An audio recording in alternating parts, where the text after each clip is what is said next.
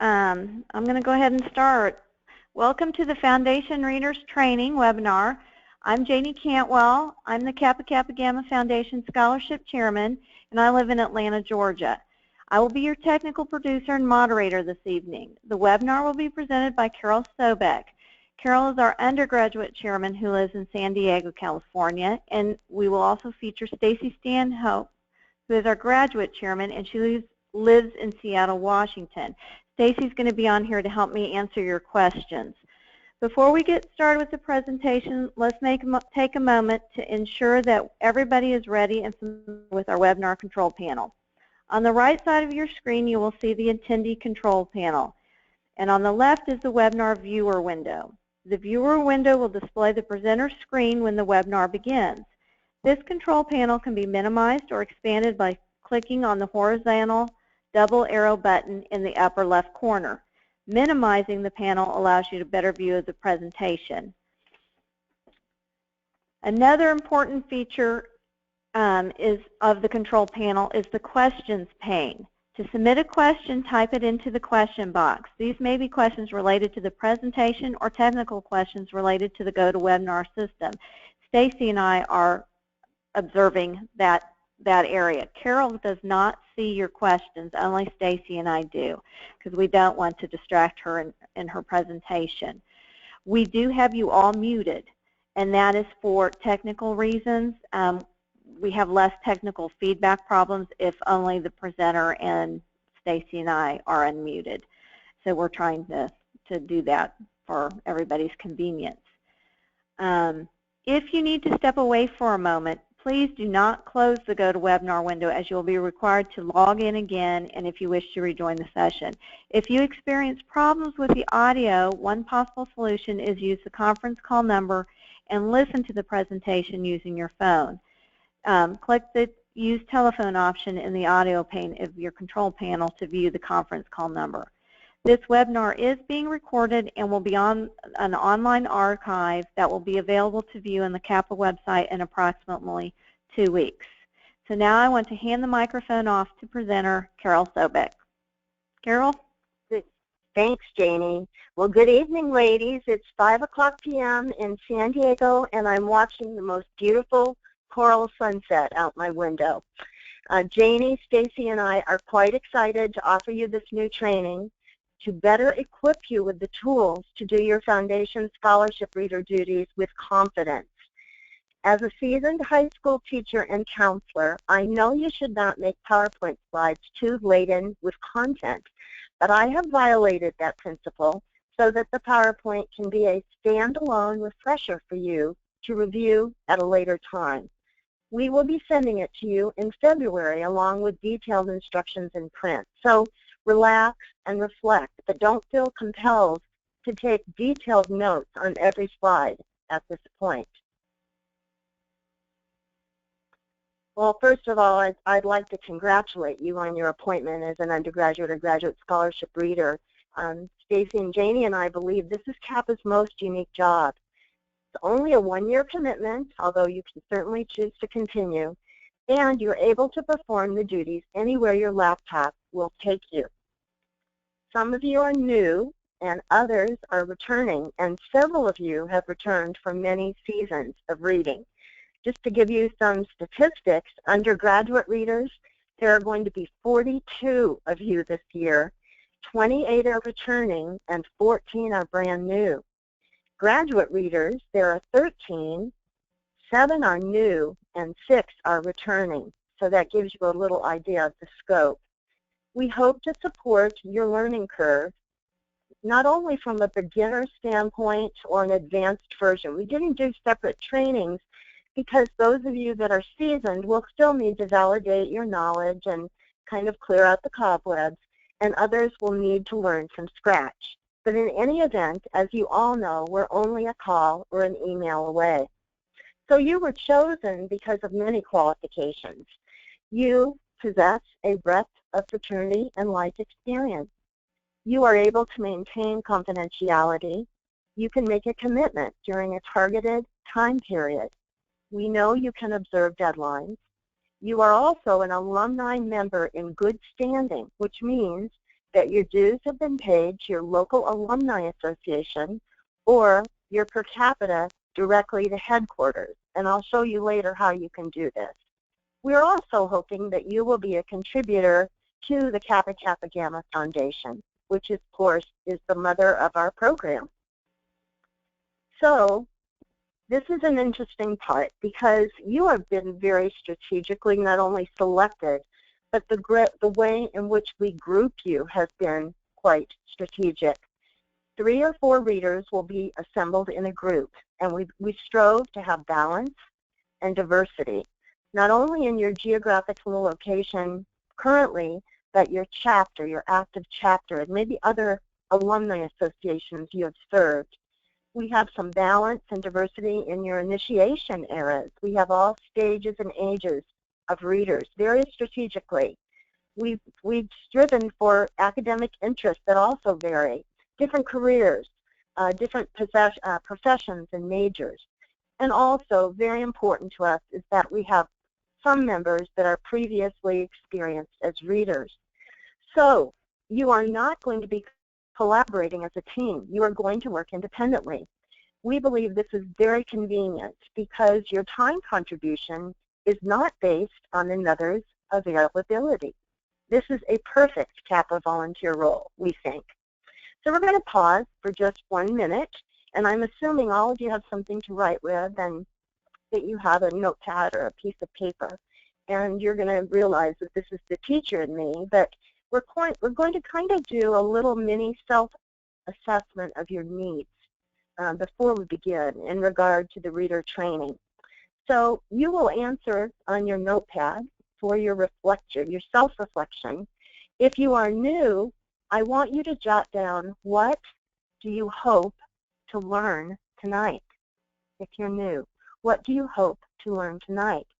If you are returning, if you could reflect upon what part of the scholarship reading challenged you the most? What part of the reading challenged you the most? I won't be asking you to share this, but upon reflection, you might find that these questions will form an excellent basis for prospective questions that you'll want to ask later. Okay, I'm going to pause in silence for 45 seconds. Okay, go.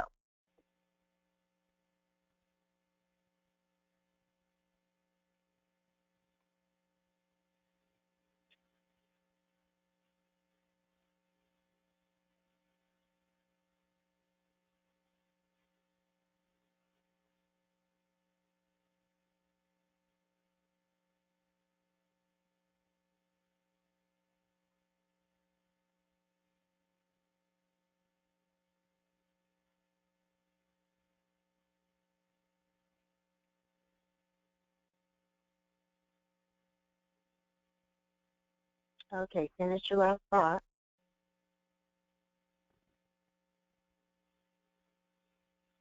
Perfect. Okay, now you're not going to be asked to share that, but you might want to morph it into a question later if we didn't fill your need. So let's look at a really important slide first.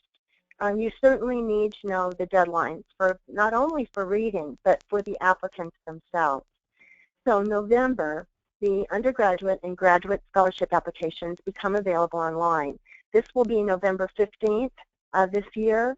Ironically, I got an email from an applicant from last year searching for this year's application just today. So I was able to tell her that we are making some major improvements on the online application, and it will be available by the 15th, if not sooner. February 1st is the postmark deadline. Of course, they're going to be transmitting it electronically, virtually. And after that point, the application will no longer be available to send. It's a hard deadline. February 1st through March 1st, materials are loaded on the Kappa Cloud by Foundation staff. This could change a bit. We are on the cusp of a whole reorganization in that respect, and there's a part of our website called Key Documents, and we may be housing the scholarships there, but we will keep you well informed. So Janie and Stacy and I will look through every application and qualify it, making sure it meets all the requirements and organize them into groups. then your role is in the bright blue shaded part. On March the 1st, you will be able to access your group of applications in the Kappa Cloud or in Key Reports. March 25th, we recommend as a preliminary deadline for you to submit your scores to either your undergraduate or graduate chairman so we can troubleshoot just in case there's any problem in the transmission. April 1st would be the absolute deadline to triage everything. So we have hard scores for every applicant. April 1st to the 15th, the scholarship funds are matched with the recipients. This is a very strategic and laborsome process, but a wait list is also created. So beyond the matching, there is also a wait list in rank order. May the 1st, the Foundation Board of Trustees will approve the recipients in the awards that have been proposed. June 1st, all applicants receive written notification at their permanent address regarding the decision, and award letters and contracts are mailed or emailed to recipients. July 1st, signed contracts are due, and on the first week in August, checks are mailed to the recipients. So we need to discuss for a minute, are you really playing the role of a financial aid officer? After all, we are a scholarship organization. Absolutely not. You will develop a sense of their need, their resources, and their educational debt from a holistic reading of their application. Their essay prompt is designed to elicit additional financial need. You will not be examining additional financial aid documents, such as a FAFSA, which is the free application for federal student aid, 1040 tax document, or official summary of university fees. All financial information is self-reported, and parental income is not requested. The Kappa Kappa Gamma Foundation Board of Trustees has requested that all applicants are scored based upon their individual merit, realizing that affording college is burdensome to all families. So how do you qualify to be an applicant? Most of you know these already, but we're going to review them. You must be an undergraduate member in good standing, or in the case of graduate scholarships, you might currently be a graduate student, but you would have an intent to attend full-time during the 16-17 academic year. You must be initiated by the application deadline. So even a freshman applying must be initiated by February the 1st. You cannot be an associate member. Minimum 3.0 cumulative GPA. Scholarships cannot be awarded for foreign study or study away from the applicant's campus unless the recipient receives the root scholarship, which can be awarded for study abroad for language study in that country.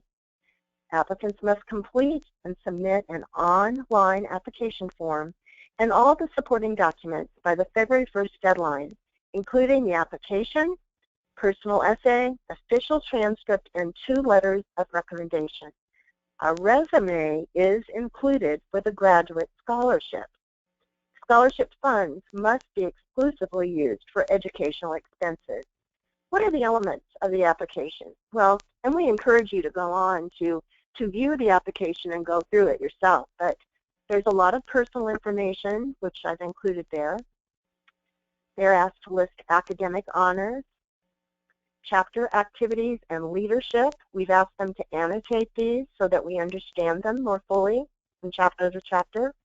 Campus activities and leadership, community and volunteer activities, employment and internships, academic plans for the next academic year, including planning to go abroad, an internship or a co-op program, parental and sibling information, but once again, no parental income is requested, and a personal essay stating the applicant's educational and career goals.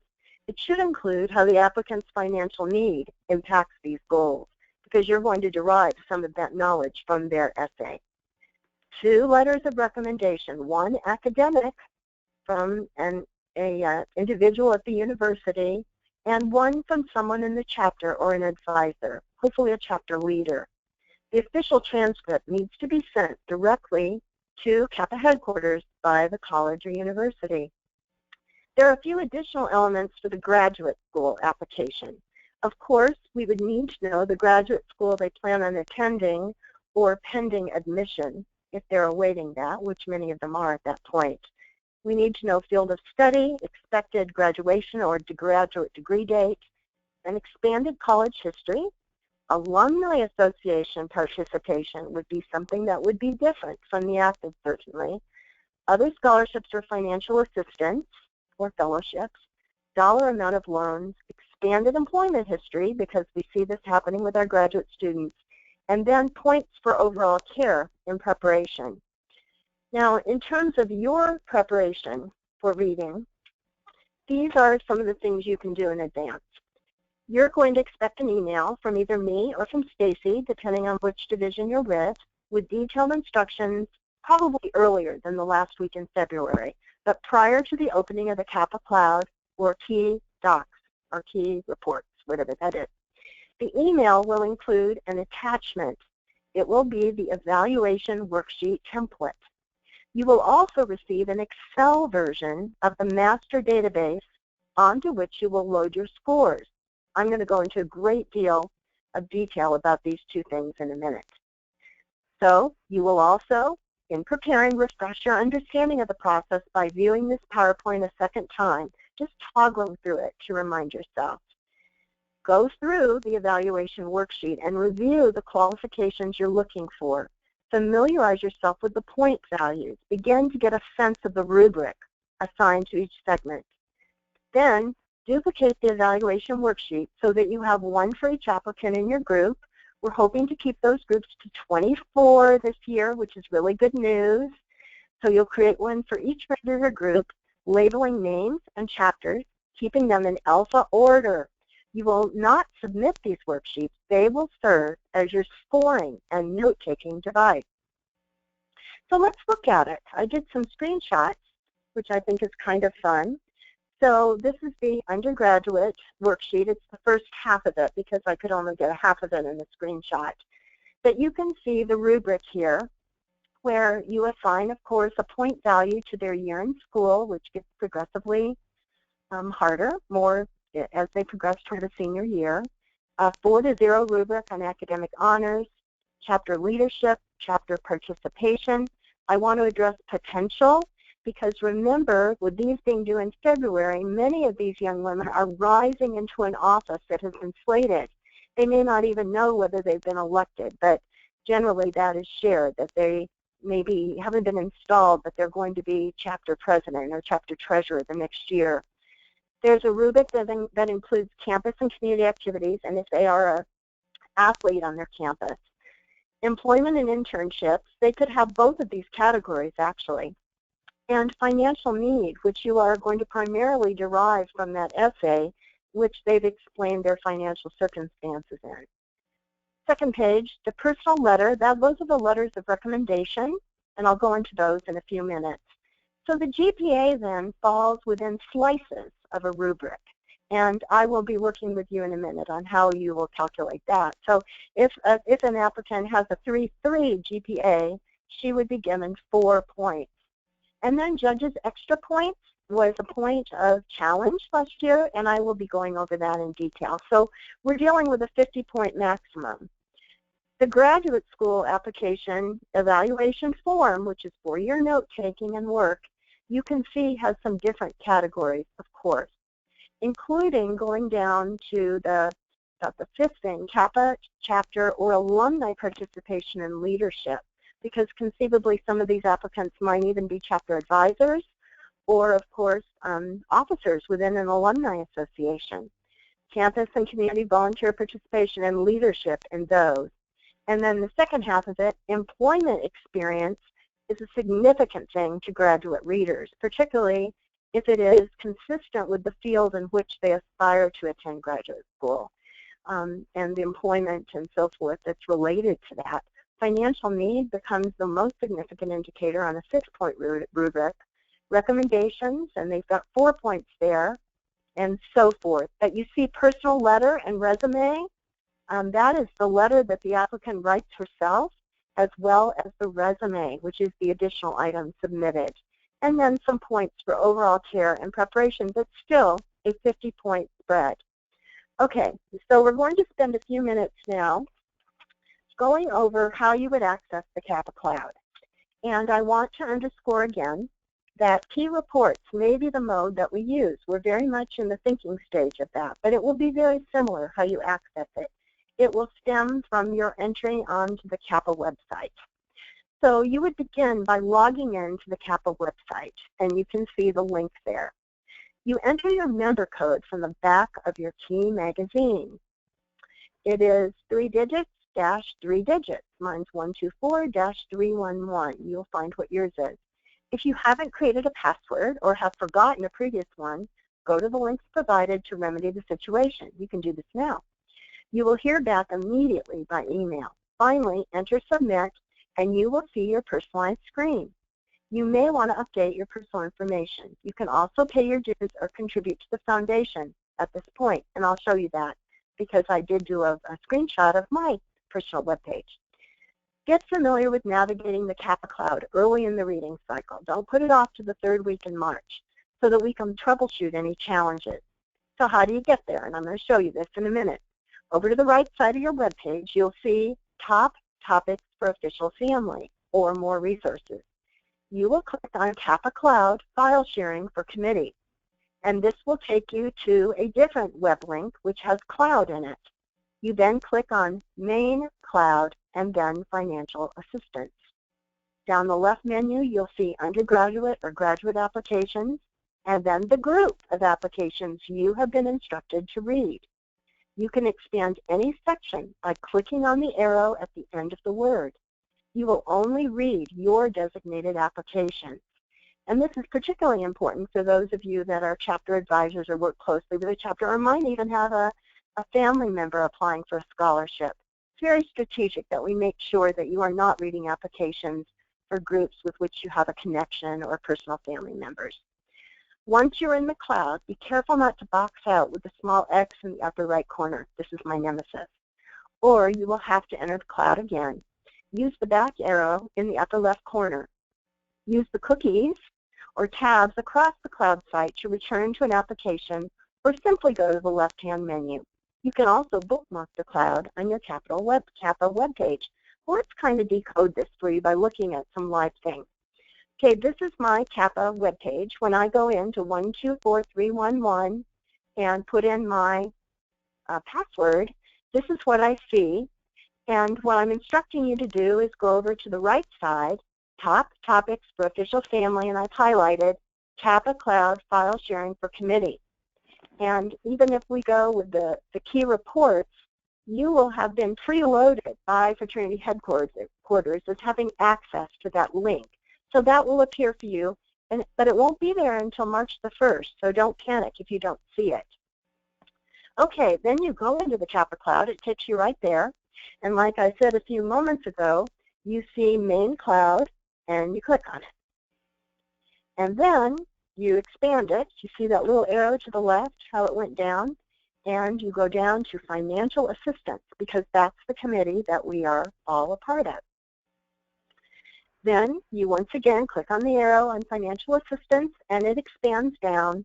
And depending on whether you are graduate or undergraduate, you'll click on that box. And of course, it will say 2016, because those, of course, aren't loaded yet because they haven't been turned in yet. We're looking at last year's data. So let's pretend you're an undergraduate scholarship reader, and I have communicated with you that you're a part of Group A. You have 3 to 4 other readers that have been strategically, geographically, initiation date, all that, put together to create a very diverse group. So you are Group A, so you click on it. So what we found were you had the students, the applicants, beginning, of course, with the last name A. We're going to look at Madeline Adams' file. I'm not sure if she was a recipient or not, but you can see here the documents that would be in the file. First of all, those are the recommendations that you see at first. Those are Word documents. The first one is chapter. The second one would be the academic one, which was sent directly from maybe a university professor or a study section leader. Then you can see the Acrobat reader attachments below are for the transcript. Now, Madeline has 2 transcripts. This is probably because it was a 2-page transcript. She wouldn't have 2 different transcripts. We're only looking at the cumulative transcript at her current undergraduate institution. And then, of course, her application, which is also going to come through as Adobe Reader. And I'll speak to that in a minute if the verbiage Acrobat Reader is kind of foreign to you. So, as a high school counselor and the judge of many scholarships over the 34 years in my career, I felt one of my most important things I could do for you is talk to you about calibrating your judgment. So this is my suggestion to you to do the best job possible. You're going to read each application holistically first, the entire application, before you assign points to each individual area. I recommend you read 5 full applications before scoring. This will give you a wider view of the range of applicants rather than just one. With this process, you are less likely to score the early applications more stringently or more liberally. We call this calibrating your judgment. Do not worry about whether your applicant has met the qualifications, as they have been pre-screened by the scholarship chairman, Janie, Stacy, and me, for completion. You will only be scoring qualified applicants. We recommend scoring the applications in sessions rather than one here and one there. You will find that your sense of judgment is more parallel among applications that way. You will also spend less time reorienting yourself to the rubrics. In terms of transcripts, I'm going to show you one in just a minute, but there are going to be no cumulative GPAs on the scholarship applications this year. We have eliminated that. So you are going to be responsible for finding that on the transcript. And I'm going to show you that. You will enter a cumulative GPA on your evaluation worksheet for your reference, but ultimately, as you saw, you will assign points for the range in which the cumulative GPA falls on both your evaluation worksheet, which is yours to keep, and your Excel database, which you transmit to your chairman. There is no self-reported GPA in the form, so dig for the cumulative GPA. All transcript formats differ, but it is generally easy to find.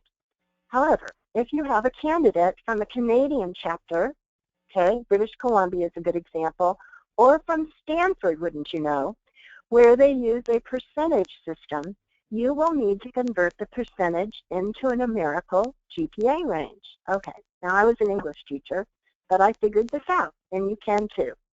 An applicant that has an 85% from Stanford would have 4.0 times 0.85, remember that decimal conversion for the percentage, for a 3.4 GPA, and that is the GPA you would use, 3.4.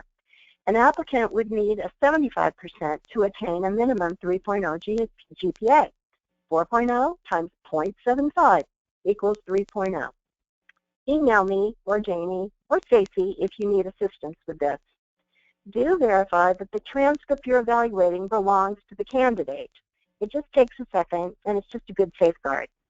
All transcripts are official and must be sent directly from the college or university. Well, let's look at one. Okay, of course, for confidentiality, I've redacted it, so we don't know to whom this belongs. But you can see it's always pretty clear.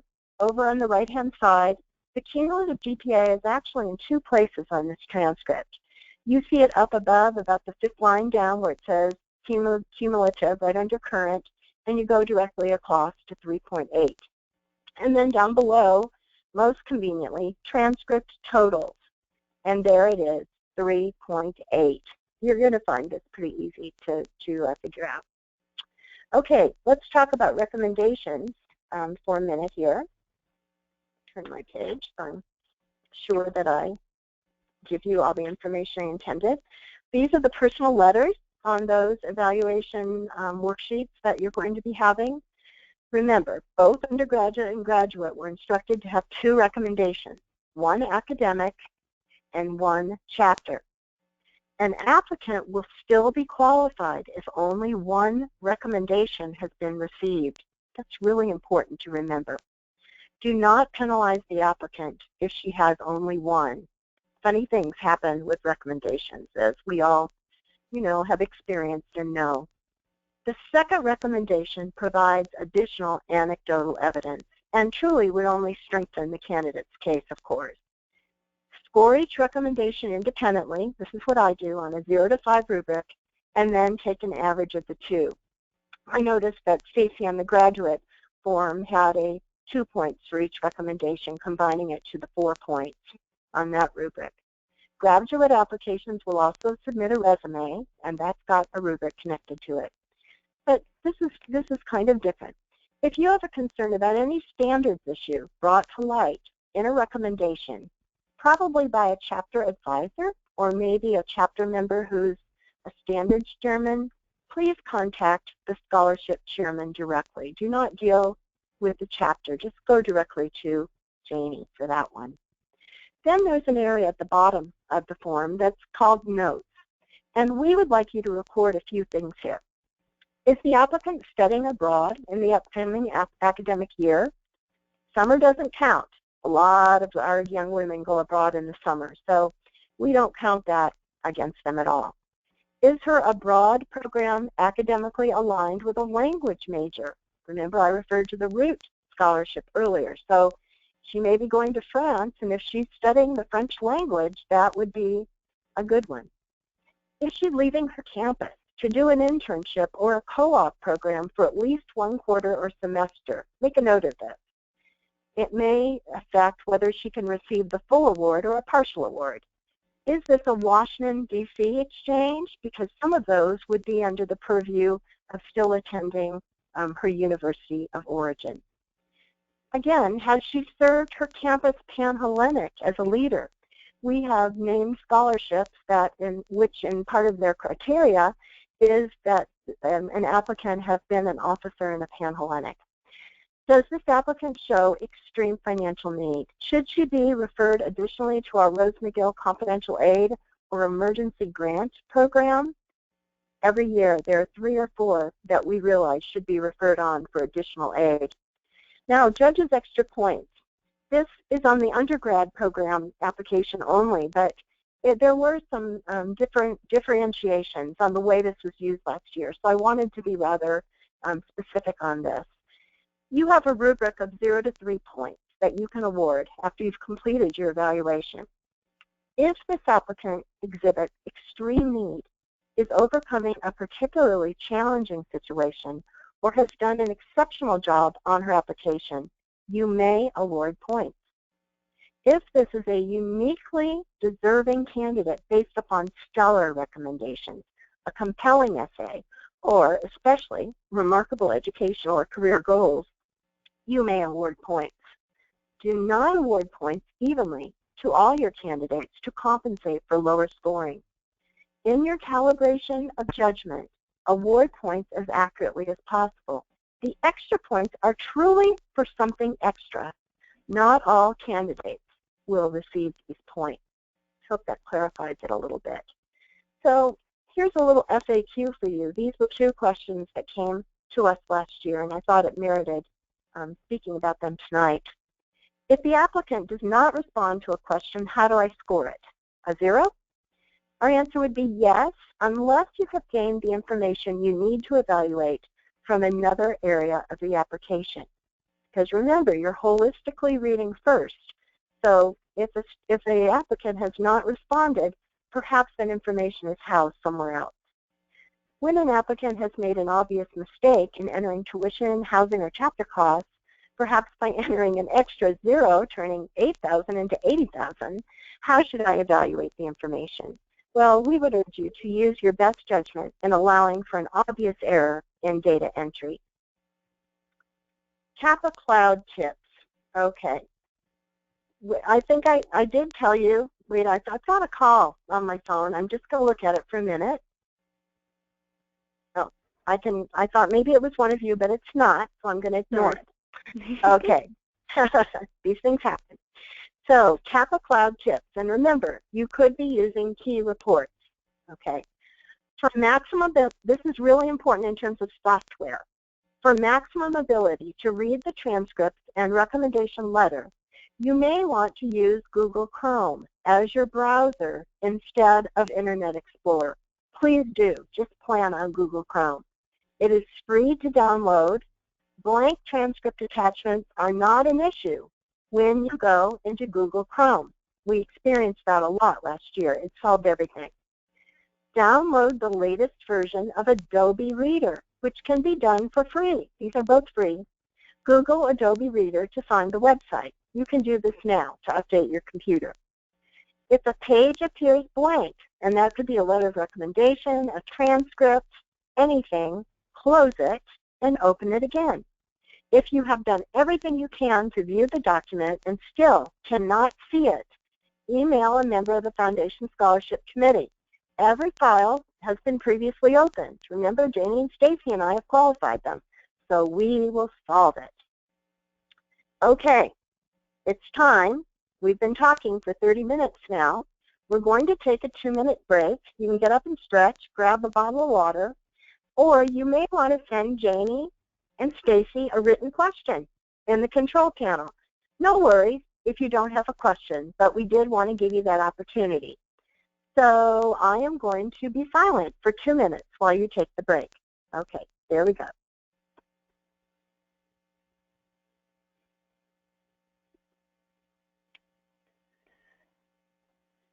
Okay, this is Janie. I'm talking from Beverly Blue just joined us. And Beverly, we're sorry, we're kind of getting towards the end.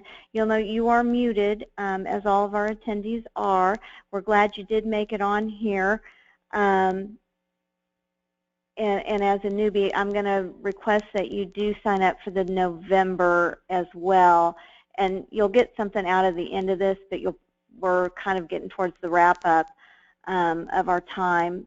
And so I'm going to recommend you also sign up and do the January version, just kind of an FYI. But stay on because you will get some information out of here. Okay. Ellen, I do see your question. We're going to get back to you here in just a minute when she does question and answer time.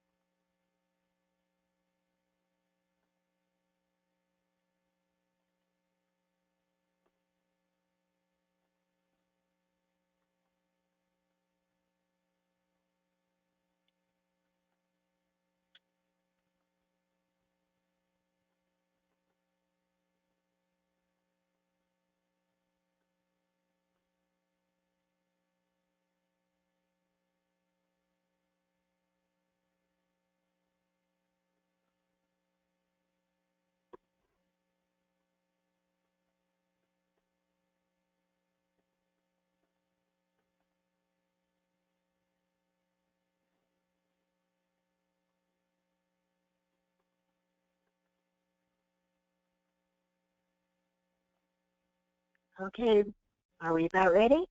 Okay, because now I'm going to get to the really advanced part of the process, being a little detailed, okay? All right. Okay, so I'm going to discuss, and I'm going to demonstrate, I have some screenshots again, for loading the points on the Excel document, which is our master database that you will be transmitting to your graduate or undergraduate chairman. So you are going to preload your applicant's name and chapter across the top field, one name in each column horizontally. Your document has been formatted to accommodate 32 applicants across the top, although we aspire that you'll only have 24 around there. In other words, you have 32 columns on one virtual document. All your scores will be submitted on this single document. Do not create a separate document for each submission. I'm going to show you this in a minute. Make sure your applicants are in alphabetical order, so important, corresponding exactly to the order of the files in your group on the Kappa cloud or in key documents or key reports. Make sure you do not leave out an applicant. recheck your numbers. Once you have loaded all your points, your document contains a formula to total your points in each column. Simply highlight the column and go to the Formulas tab and click on Auto Sum. The total of that column should appear in total points. This is magic.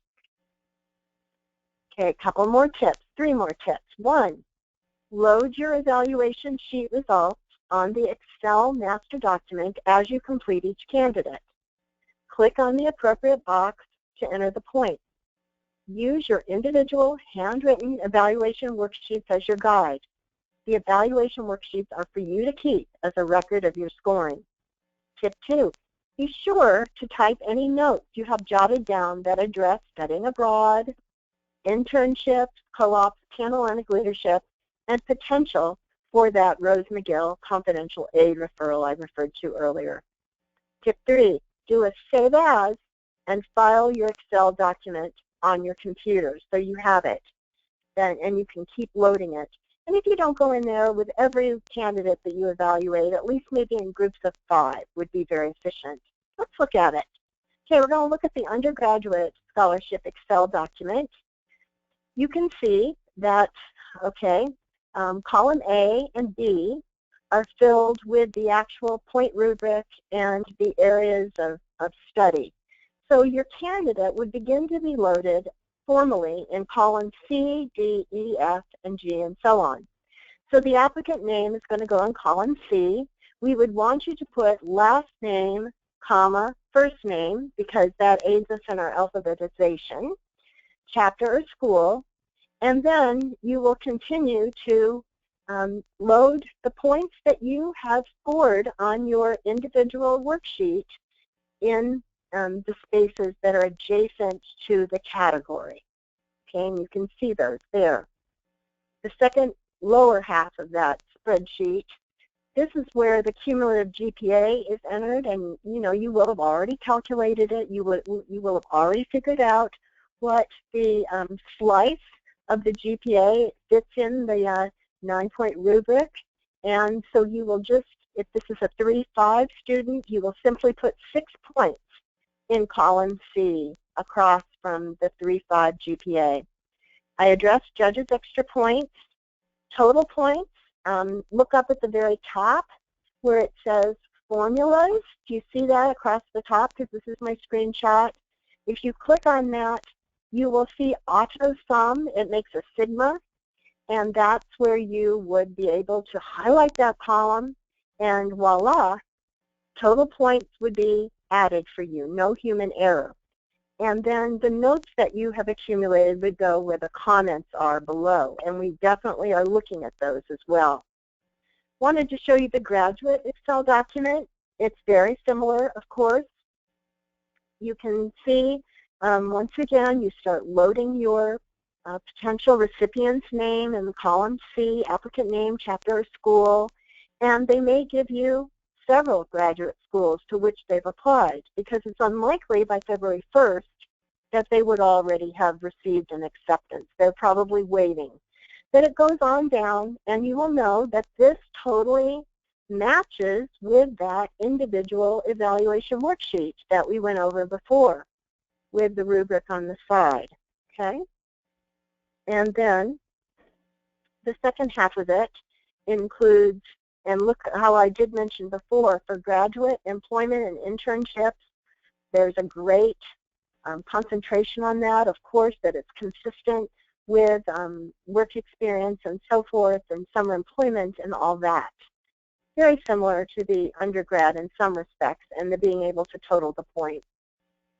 Here are some important tips for sending the document. This seemed to be a bone of contention last year, but we're not going to let it be this year.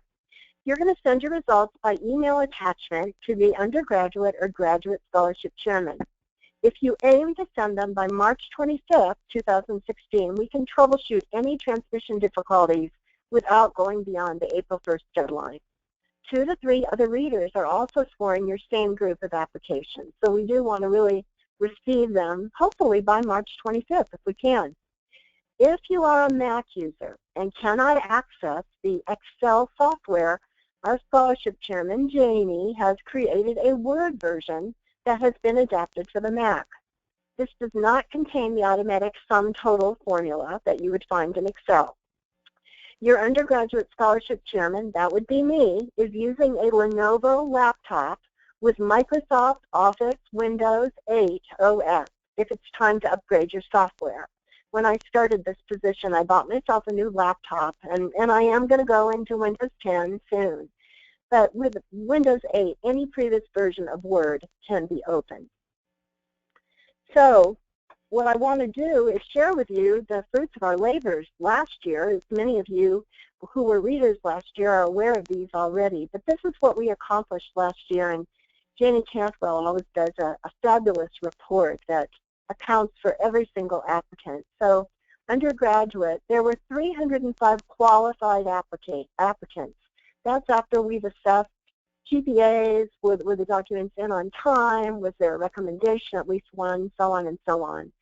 7 that were qualified for the Marisol Scholarship, which I'm not going to speak to in detail this evening, but I would encourage you to go to the Foundation website and read about the incredible Marisol Scholarship. We gave 190 undergraduate awards out of the 305 that had qualified, with the grand total, as you see there. And then over with graduate applications, we had 75. Interestingly, for you, this also includes the leadership consultants and chapter consultants that the fraternity selects and employs on chapters throughout our country. 41 graduate awards were given to the tune of $143,700. So we're very proud of what was accomplished, and we always are anticipating that a larger crop of applications will come in, and that's one reason that we did expand our reader base this year so that we could accept more applicants and not deluge our readers with even larger numbers that they had last year. Some of you will be attending a fraternity convention in my sunny San Diego, my hometown, June 22nd through the 26th of this year, and there will be a wonderful financial assistance workshop there so that you can learn more about all the programs and perhaps consider taking some leadership within the financial assistance program in future years. So Janie, I've been thinking about those questions that they might have been sending to you, so I'm going to turn it over to you for a minute. Okay, we do have a couple good ones that I want to highlight. Mary Ford sent me one about transcripts. Sometimes you do get more than one transcript, or you have in the past. We are asking now in our instructions of this year that applicants on the undergrad side only send us their current college transcript, because though they may have gone to a community college or transferred from another university or did dual enrollment in high school, those don't really matter. Once they transfer to the current university they're at, let's say they're at Nebraska, Nebraska already accounts for what they're transferring. Transferring universities usually only accept credit and do not transfer GPA.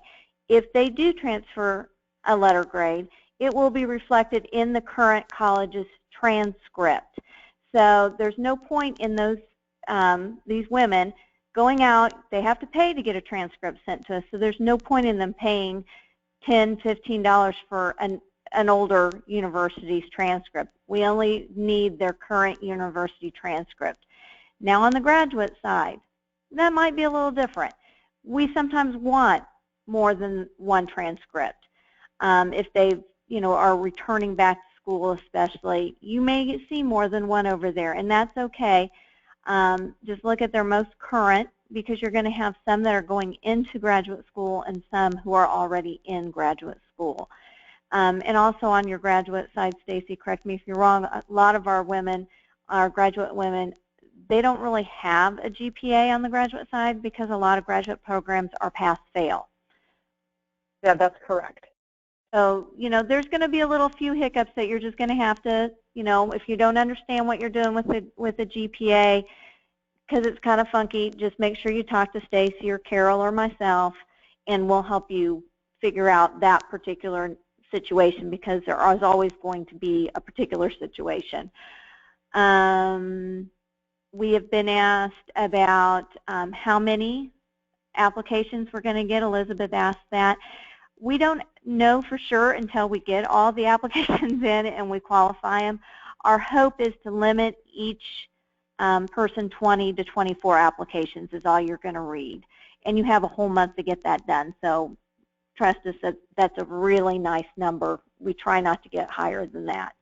But it just depends on how many we get in and how many we qualify, which is hard to know now. We had a question about iPads and the cloud and website, and I think Carol did a pretty good job of answering that. We do have everything switched over, and we generally don't have any problems with getting into the Kappa website or anything from an iPad or a Mac. I've been known to use my husband's iPad on a lot of occasions. Do make sure you are using a Google Chrome web browser is what I'm going to tell you for getting into the Kappa website. And some of you, your Kappa number is not a 6 number. My number is 12-1562. It's a little different. The first 2 digits or 3 depend upon your chapter number. I'm from a very early chapter, so I have a lower number than Carol does. So that's going to be a little different. Yeah, so it just differs, but I do want to make sure. I also wanted to explain briefly about the Marisol, give you a little bit of an explanation. You all will not read the Marisol scholarships. The Marisol scholarship is for undergraduates, and it is a very generous donation from a donor. It was a bequest, and it has to do with severe financial need and the persistent desire for an education. Very specifically, it does have a separate application that is due by February 1st. And Carol, Stacy, and I read all of those. They're pulled out from your applications, and we read those specifically. We typically get 12 applications for that. We usually award 2 due to the amount of money we have to award. And anybody who applies for that is not awarded the Marisol we are judging them as well, or reading them as well and scoring them for a regular undergraduate award, and we meld them in.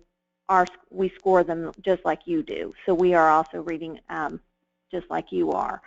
So we wanted you to go tell you that. Stacy, did I miss anything that we needed to talk? Oh, we got a few new ones. Okay. Yeah. Do you want to take one?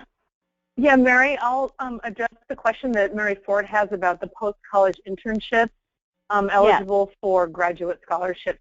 You need to be in an actual graduate program in an accredited university. It doesn't have to be a university with a Kappa chapter because you already would have completed your undergrad ostensibly, or you will be completing it that spring. So the actual a college internship per se, it's part of your official registration, and you've got transcripts and all that go with it as part of that graduate program, then yes. But as just a straight up internship, no, that's not necessarily going to qualify you for a graduate scholarship. Does that make sense? I hope. Okay, there is one other way that Mary did on Mary's question. We do have what we call Circle Key, which is for graduate level, and it's for part-time education. So if it's part-time, we do have a place for them, but we just tell them to apply for our scholarship, and we'll scoot them over to Circle Key if that's where they fit. But they do, for any kind of scholarship, undergrad or graduate, you must be paying full-time tuition to get a general scholarship. If it's part-time, that would fall into Circle Key, which is part of Rose McGill. Lois has asked the question of when will we be notified as to who will receive a scholarship. We do not notify you until usually in September. We will send a list, Stacy and Carol will send a list to the readers, an alphabetized list of who is getting a scholarship. We don't tell you the name. A lot of our funds have names. We don't tell you that or the amount. We just tell you that they are getting a scholarship. All of our amounts are $1,500 per semester or $3,000 for a year. There are a few that are less, some older ones that are less, but generally everybody gets either $1,500 a semester or $3,000 a year, and you will get that notification in September sometime. We have to wait until we get all the awards because we have people who turn back awards, graduate students who don't get into the schools they want, or people who are find out they're going to be able to graduate early, and so we have to change some awards around. So there's a lot of jockeying over the summer, and so we don't send that award list out until September. So you always have to wait on that. BJ has a question for the undergrad transcripts. Won't their own school GPA affect their other school? No, it does not affect, BJ. Most schools, when you transfer in, like if you're in Florida, so if you transfer from North Florida to Florida State determines your ACCUM GPA. Most schools, when you transfer, do not take the letter grade. They only transfer the credit, so it will not affect your GPA. Your GPA, your ACCUM GPA, is your ACCUM GPA at the school you are currently enrolled in, because that's the GPA that school is going to graduate you with. So that's why we do that, because each school determines that. There are some who do take grades, and that would be reflected on that current school's transcript. So that's why we're only looking at the current school's transcript, because we just found there's no need to have these women spending money getting transcripts when the current school determines if they're taking the grades or not and what your ACCUM GPA is. So I think we've covered that. Do you see anything else, Stacy? Stacy's the only other person who can see these questions to make sure we've covered Yeah, everything. I haven't seen anything else come since then. Okay. Oh, wait a minute. Great. Thanks. Makes sense. Thanks, BJ. We will print, so you all know, we will print these questions and the answers and send them to you in email. And then if we get any others at the January, you are free to join us in January again if you want to. That is not a problem. Feel free to join us in January. Yes, Mary, we will. The application will go live on November 15th. That's when the undergraduates and graduates can start applying. The undergraduate got some it's got some nice tweaking done to it. And it got a little format update. So that's why it's taking till November 15th instead of November 1st this year. So November 15th, undergraduate and graduate applicants can go on to the website, and it's on the foundation website, not on the fraternity website, and they'll be able to access the applications then. And at least that's what I'm told right now. So, but that. Jenny, I'm watching the clock. Okay. I'm for me to make a few closing comments, and then I'll give it back to you for closing. Okay, because that's all of our questions. Okay. Well, I transitioned to the slide that kind of shows you the hierarchy within our financial assistance committee with all of our contact information, of course, that could be useful to you. So I think it's been a really busy, productive evening for all of us, and I'm looking out my window again. The sun has set on an 80-degree day in San Diego, and it's time to turn our thoughts to our family tonight. And I want to thank you again for your service to our beloved fraternity. Janie has a few closing instructions for you to close out our webinar, so thanks for attending. Okay, thank you, Carol, for leading this session, and thank you all for participating, and for Stacy for helping me keep track of everybody. If you do have any questions or comments about our topic, please feel free to email any of us. All three of us are here to answer questions. We are going to close the webinar, and a survey will pop up and open on your screen. You will be prompted to respond to a few evaluation questions. Please take a moment to share your thoughts on today's webinar. Your feedback will help us shape future training webinars. And again, we will be doing this again in January, and so we hope you will join us then if you feel you want to. If we do change to the key reports, which this is an IT housekeeping issue at with headquarters. It's not because we just want to. We will send you very detailed instructions on how you get in and out and all the things that we find to do with it. It's just right now we don't know if they're going to do that to us, and if they do, we have not been in it ourselves, so we can't help you yet. But we'll keep you all apprised. But otherwise, I think that's all we have tonight. And so I'm going to stop the recording and